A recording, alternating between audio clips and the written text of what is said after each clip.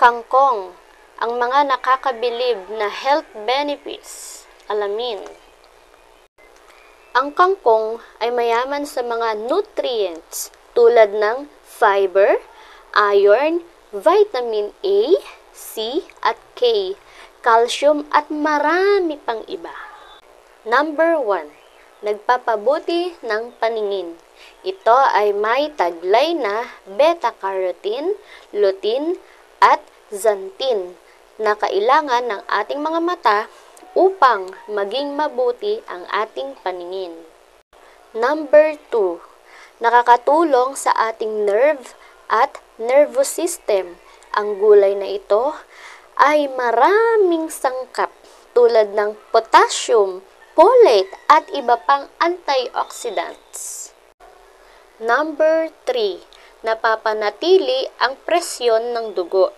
Ang folate sa kangkong ay nakakatulong sa pagpapababa ng hypertension at napapanatili ang tamang daloy ng dugo. Number 4. Pinapalakas ang mga kalamnan.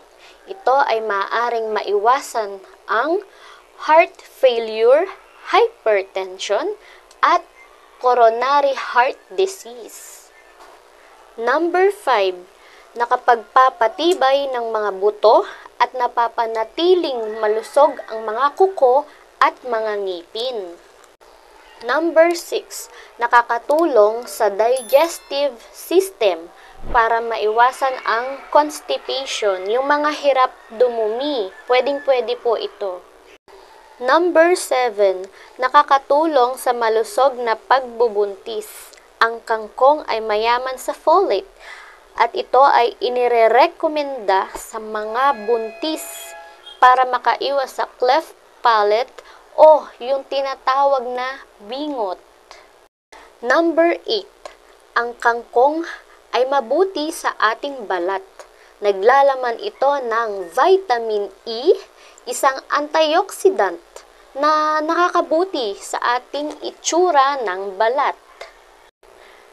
Ang pagkain ng kangkong ay maaaring makatulong na linisin ang bituka at mapanatili ang isang malusog na digestive system o yung panunaw sa ating katawan para hindi mahirapan dumumi.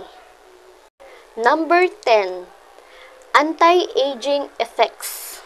Ang pagkain ng kangkong ay nakapagpapabagal ng proseso ng pagtanda. Number 11. Nakakababa ng cholesterol levels. Ang mababang cholesterol level ay makakaiwas sa mga sakit sa puso at sakit sa dugo. Number 12. Nakakatulong sa paglaban sa diabetes. Number 13. Ang kangkong ay nakakatulong sa mga taong may anemia o kulang sa dugo. Number 14. Nakakapagpalakas ng immune system para hindi maging sakitin. Number 15. Nakakatulong sa mga problema sa atay. Nakakalinis ito ng toxins o lason mula sa katawan. Number 16. Nakakatulong sa pagbaba ng timbang. Ang kangkong ay mababa sa calories at carbohydrates kaya makatutulong ito sa mga taong gustong magpapayat. Sana po ay nakatulong ang video na ito. Please don't forget to like and subscribe para po ma-notify po kayo sa susunod naming mga i-upload na videos. Thank you for watching! See us again!